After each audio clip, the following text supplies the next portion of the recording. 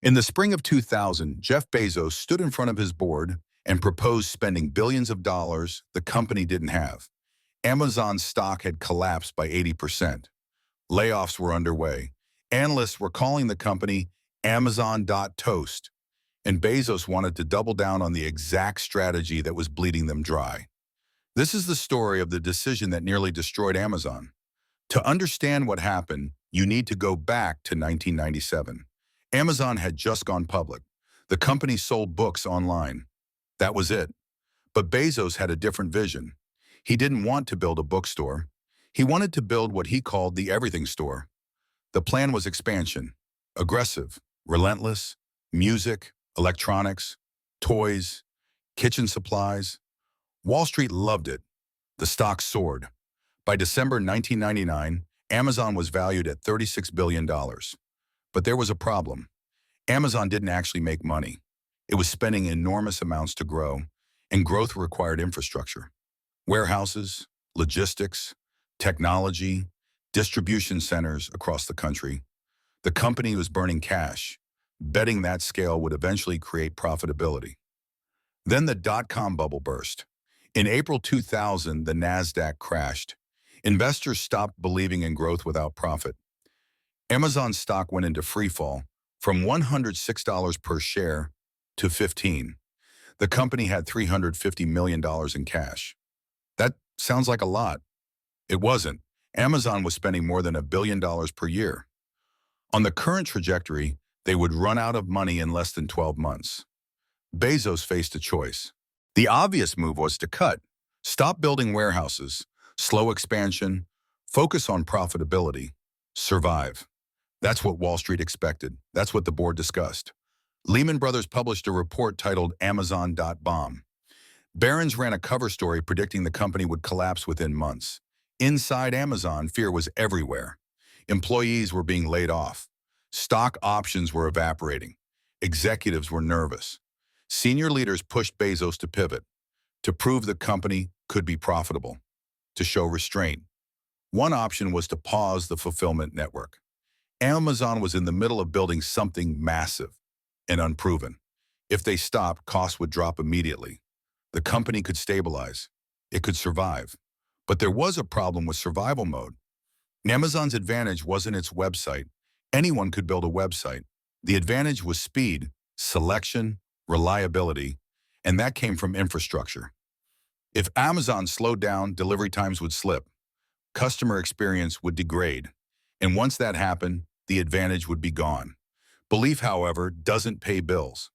In May 2000, Amazon negotiated an emergency credit line with European banks, $672 million.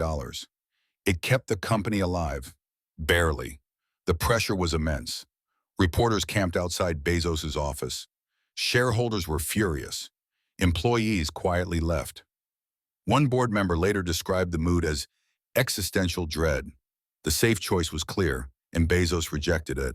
In the summer of 2000, Bezos made his decision. He would keep building the fulfillment network. He would keep investing in infrastructure. He would not pull back. But reality couldn't be ignored. The company needed to show discipline. So Bezos did both. He laid off 1,300 employees, 15% of the workforce. He shut down underperforming projects. He closed a customer service center. But he did not touch the warehouses. Amazon kept building. Even as the stock collapsed, even as analysts declared the company dead. Bezos's reasoning wasn't emotional, it was strategic. He believed online retail would eventually be enormous. And he believed the winner would be the company that could deliver fastest, with the most selection, at the lowest cost. That advantage could only come from infrastructure. If Amazon pulled back, competitors would catch up. The lead would disappear. So he made a trade. Cut everything that didn't directly serve the customer. Protect everything that did. Short-term survival versus long-term dominance. The board was divided, but Bezos had control, and he committed. The next 18 months were brutal. Amazon's stock continued to fall. By September 2001, it hit $5.97, down 94% from its peak. The company narrowly avoided bankruptcy twice. In late 2000 and early 2001, Amazon raised over $1.3 billion through emergency financing.